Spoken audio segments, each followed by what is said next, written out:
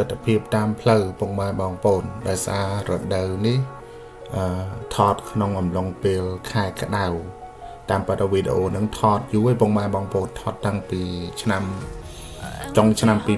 2025រហូតដល់ដើមឆ្នាំ2026ហើយតន់បានកាត់ផុសចែកជូនពុកម៉ែបងប្អូនដោយសារតែជាប់រវល់បងប្អូនជាប់រវល់ច្រើនតែរឿងរៀននឹងផងហើយតេតតនឹងទស្សនភាពតាមដងផ្លូវនេះពុកម៉ែបងប្អូន admin ឃើញបងប្អូន3 4 5នាក់គាត់ផុសនៅក្នុង comment ហ្នឹងគាត់ថារស់នៅសហរដ្ឋអាមេរិកហ្នឹងការងារអីគេដែលល្អជាងគេសម្រាប់យើងធ្វើណាតាមប៉ុណ្ណឹងនៅក្នុងសហរដ្ឋអាមេរិកនេះការងារមានច្រើនណាស់ពុកម៉ែបងប្អូនច្រើនតែមែនតើឲ្យតែយើងមានកម្លាំងធ្វើមួយខែបាន4 5ពាន់ហ្នឹងយើងកាត់អីអស់ហ្នឹងទៅអាចសល់3000ឬក៏4000អីចឹងទៅតែនិយាយនេះមិនមែនសុទ្ធតែទាំងអស់គ្នាបានអញ្ចឹងទេពុកម៉ែបងប្អូនពលរដ្ឋនីមួយគឺខុសគ្នាហើយរដ្ឋដែល admin កំពុងរស់នៅនេះរដ្ឋ Washington State អញ្ចឹងក្រុមហ៊ុនដែលធ្វើបានថ្លៃប្រាក់ខែល្អbenefit វាល្អហ្នឹងគឺភាគច្រើនគេនិយមធ្វើនៅក្រុមហ៊ុន Boeing ពុកម៉ែបងប្អូនជាក្រុមហ៊ុនផលិតយន្តហោះដឹកអ្នកដំណើរធំដែលពុកម៉ែបងប្អូនឃើញយន្តហោះចេញចូលស្រុកខ្មែរយើងនឹងឲ្យដឹកដំណើរពីប្រទេសមួយទៅប្រទេសមួយហ្នឹងក្រុមហ៊ុន Boeing 337 Boeing 73ដើម Boeing ធំឬក៏ក្រុមហ៊ុន Boeing ផ្សេងទៀតចឹងទៅហើយខ្មែរយើងច្រើនដែរបងប្អូនក៏ធ្វើការនៅក្នុងក្រុមហ៊ុន Boeing ហ្នឹង1ម៉ោងបើយើងចប់បាន high school ឬក៏បញ្ញាបត្ររងអញ្ចឹងទៅយើងអាចចូលបានក្នុង1ម៉ោងហ្នឹងគេឲ្យយើង24ទៅ25តាម major តាមមុខជំនាញមួយអញ្ចឹងណាឧទាហរណ៍ថាពុកម៉ែបងប្អូនធ្វើការនៅក្រុមហ៊ុន Boeing ផ្នែក manufacturing assembly ខាងតម្លើងស្លាបតម្លើងគ្រឿងបង្គុំអីវាផ្សេងហ្នឹងគឺបាន1ម៉ោងចន្លោះពី24ទៅ25ហ្នឹងហើយបើយើងគុណជាម៉ោងទៅហើយយើងគិតជាថ្ងៃមកក្នុងមួយថ្ងៃយើងធ្វើបានឧទាហរណ៍ថាគេអាចធ្វើ8ម៉ោងទៅ10ម៉ោងចុះអញ្ចឹងពុកម៉ែបងប្អូនគុណទៅបើសិនយើង25យើងបានរៀនក្រាលដែរតែបញ្ជាក់ពុកម៉ែបងប្អូនมันជាទូទៅទាំងអស់នៅក្នុងសហរដ្ឋអាមេរិកมันប្រកាសថាបានតម្លៃប៉ុណ្ណឹងឬក៏มันប្រកាសថាក្រោមនឹងដែរវាអាចកត្តាទៅតាមរដ្ឋនីមួយផ្សេងពីគ្នាចឹងទៅរដ្ឋខ្លះក៏អាចលើសនឹងក្រុមហ៊ុនខ្លះក៏អាចគេឲ្យប្រាក់ឈ្នួលយើងលើសនឹងដែរហ្នឹងហើយអញ្ចឹងតាមរដ្ឋនីមួយគឺអត់ដូចគ្នាទេពុកម៉ែបងប្អូនខុសគ្នាទាំងអស់អញ្ចឹងគុំសម័យគុំយកប្រៀបធៀបថានៅក្នុងសហរដ្ឋអាមេរិកគាត់នៅរដ្ឋនោះគាត់ធ្វើបានប៉ុណ្ណេះហេតុអីក៏ admin និយាយនៅរដ្ឋនេះធ្វើបានប៉ុណ្ណេះនិយាយពីលើសឬក៏និយាយកុហកអីចឹងទៅតាមប៉ុណ្ណឹងមែនទេពុកម៉ែបងប្អូនអាស្រ័យទៅរដ្ឋនីមួយព្រោះនៅក្នុងសហរដ្ឋអាមេរិកនេះមានទៅដល់50រដ្ឋនោះពុកម៉ែបងប្អូនអញ្ចឹងការងារ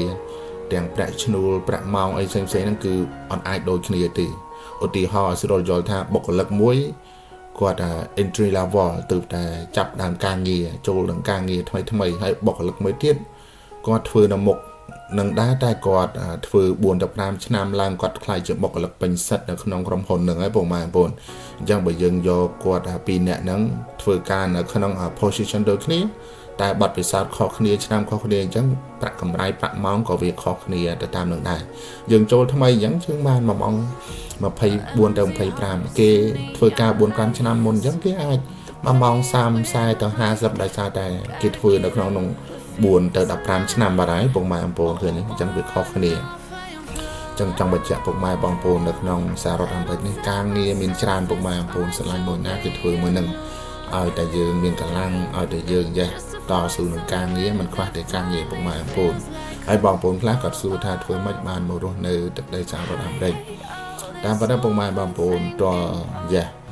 តែមករស់នៅបានដឹងថាការចង់មករស់នៅក្នុងទឹកដីសហរដ្ឋអាមេរិកនេះវាមិនមែនជារឿងងាយស្រួលទេពុកម៉ែបងប្អូនមិនជារឿងងាយស្រួលព្រោះតម្រូវឯកសារក្តារស្នាមអីច្រើនហ្នឹងច្រើនបែបច្រើនបទច្រើនសន្តានហើយបើដែលពិសេសទោះបីយើងមានលុយច្រើនមិនប្រកាសថាបានមករស់នៅលើទឹកដីសហរដ្ឋអាមេរិកទេពុកម៉ែបងប្អូនដោយសារតែច្បាប់ត្រឡប់នឹងឯងហើយអ្វីដែលពិសេសបងប្អូនត្រូវចាំថាការងារទាំងអស់នៅក្នុងទឹកដីសហរដ្ឋអាមេរិកនេះ តើតែយើងនឹងស្ទុះស្ទាមានន័យថាតើតែយើងងើបពីព្រឹកទៅធ្វើការម៉ោង4ម៉ោង5អញ្ចឹងទៅយើងញាក់ទៅងូតទឹកងូតផុកទៅយើងចាប់ដើមរៀបបាយរៀបទឹកទៅធ្វើការអញ្ចឹងទៅតែចំពោះពុកម៉ែបងប្អូនអ្នកនៅស្រុកខ្មែរយើងគិតថាមានអីពិបាកទេបងប្អូនមែនទេដោយសារតែអាការងារទាំងអស់នោះយើងធ្លាប់ធ្វើពីមុនមកជួស្រែជួចំការធ្វើស្រែធ្វើចំការឡើងឆ្អែតឆ្អន់ហើយបើថាគាត់តែងើបពេលព្រឹកងើបមិនទាន់ចឹងចប់បាត់ហើយអញ្ចឹងadmin ជឿថាអត់ពិបាកទេពុកម៉ែបងប្អូនអ្នកដែលរស់នៅក្នុងទឹកដីសហរដ្ឋអាមេរិកទេมันអាចខ្លាយជាមហាសិទ្ធិបានតែយើងអាចមករស់នៅសំគួរបានអាចមករស់នៅចុះសំណោមចូលគេចូលឯងបានពុកម៉ែបងប្អូនហ្នឹងហើយអត់ប្រកាន់ទេការងារនៅស្រុកនេះរោងចក្រក៏មានក្រុមហ៊ុនក៏មានយ៉ាធ្វើការនៅខាងកន្លែងគិតលុយក៏មានយ៉ាហើយអ្នកបើកបរឡានក៏មានយ៉ាអ្នកដឹកផុសសម្បត្តិក៏មានអ្នកបើកបររថយន្តដឹកកូនសិស្សក៏មានយ៉ាការងារក៏ក្តី option យើងមានច្រើនយើងឆ្លាញ់មួយណាយើងជ្រើសមួយហ្នឹងណាពុកម៉ែបងប្អូនហើយនៅក្នុងវីដេអូពុកម៉ែបងប្អូនឃើញអាក្រហមខាងស្ដាំដៃផ្លូវគូបន្ទាត់នេះអាហ្នឹងផ្លូវរថយន្តបើសគេរថយន្តក្រុងណាអញ្ចឹងឡានដូច admin កំពុងបើកនេះអត់មានសិតតែបើកលើកណ្ដងខាងស្ដាំដៃនឹងទេពុកម៉ែបងប្អូនដោយសារតែផ្លូវហ្នឹងគឺគេឲ្យអត្ថភាពទៅលើតែរថយន្តដឹកអ្នកដំណើររថយន្តក្រុងខ្មែរយើងហៅណាយ៉ាបើសិនជាយើងចង់បើកឆ្លងកាត់អាផ្លូវខាងស្ដាំដៃផ្លូវបើសយើងអាចបើកបានអត់អីទេយើងបើកឆ្លង5-600 ម៉ែត្រអញ្ចឹងវាយភ្លើងឆ្លងទៅខាងស្ដាំអីចឹងទៅអត់បញ្ហាទេតែបើថាយើងបើកត្រង់ដូច admin កំពុងបើកនៅក្នុងវីដេអូនេះពុកម៉ែបងប្អូនបើកទៅ2គីឡូ3គីឡូដីអីហ្នឹងយន្តណាអត់ដល់ផងបើកតែ500 ម៉ែត្រហ្នឹងពេលនេះវាយភ្លើងចាប់យើងបាត់លើចាឲ្យសម្បត្តិយើងផាកពិន័យយើងនោះពុកម៉ែបងប្អូនឃើញរថយន្តបើសមួយរត់ខាងស្ដាំដៃនៅប្រមុខយើងនឹងសម្រាប់ឲ្យប្រជាពលរដ្ឋអាមេរិកគេអ្នកណាដែលអត់ចូលចិត្តជិះឡានដោយផ្ទាល់ខ្លួនចង់ជិះបើសអីយ៉ាងទៅយើងអាចជិះបើសកូនសិស្សចង់ជិះបើសយ៉ាងជិះបើសទៅអ្នកខ្លះគាត់ធ្វើការនៅម្ដុំផ្លូវរថយន្តក្រុងហ្នឹងគាត់ជិះរថយន្តក្រុងហ្នឹងថោកទៀតពុកម៉ែបងប្អូនហ្នឹងហើយ$1យើងជិះទៅជិះមកអត់មានបញ្ហាអីទេ